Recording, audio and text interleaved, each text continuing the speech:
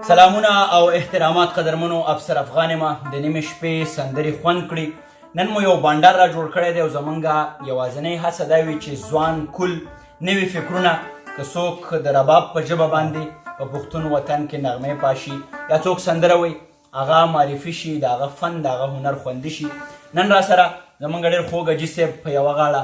شمشاد حاجي صاحب د لوی کور افغانستان نه راغلی تر بلې خوا ناست دی. راشد خان راشد چې یا یې زه سوری یم او یا زما سوری دی هغه را سره هم ناست دی.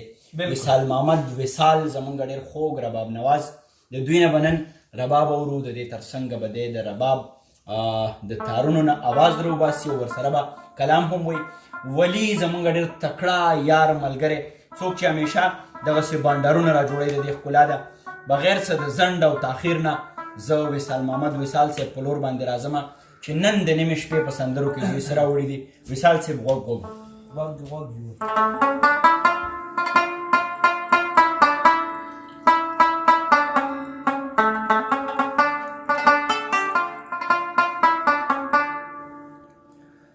زما د زړه او ستا د اننګو رنګونه یو دي، ته ګوره د ګلاب او د لمبو رنګونه یو کاریږي چې هم دوی د دې دنیا سوچه اولاد دي، و د خاورې او د ټولو پښتنو رنګونه یو چرته دی د کام د زړه درمان، چرته دی سر چې ته نظر کې هغه ځوان، چرته دی چرته دی د کام د زړه درمان، چرته دی سر چې ته نظر کې هغه ځوان، چرته دی سر چې ته نظر کې هغه ځوان، چرته دی. وصال صاحب ډېر ښه ډېره ښه سره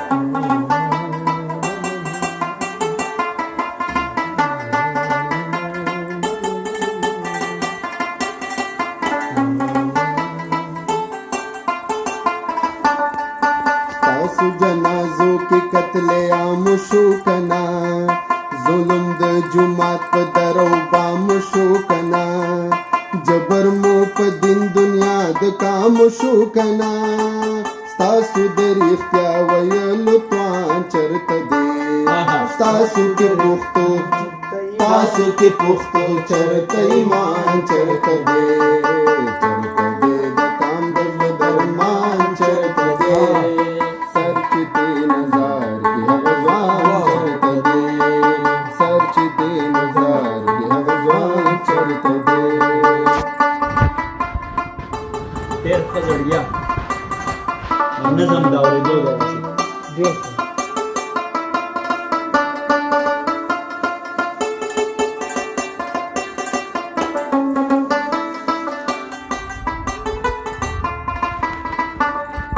تاسو د تاریخ نښې ورکې کړې کنا،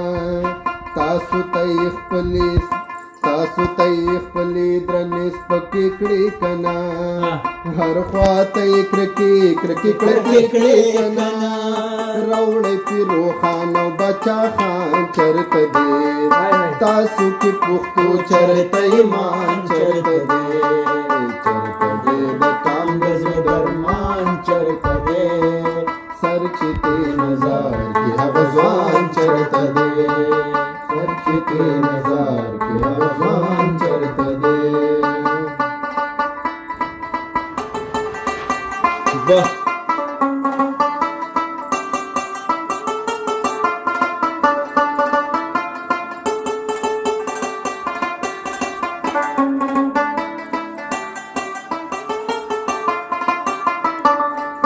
دلته کې دوه ګړې په ځان شوي دي کنا، خلک د قیامت په ارمان شوي دي کنا، دلته کې زمریږي دړان شوي دي کنا، ویښ چې پښتانه کړي خوشحال خان، چرته دی تاسو کې پښتو چرته ایمان چرته دی د کام د زړه درمان چرته دی سر چې ترې نظر کړي هغه ځوان چرته دی سر چې ترې نظر کړي هغه ځوان چرته دی د کام د زړه درمان چرته دی سر چې ترې نظر کړي هغه ځوان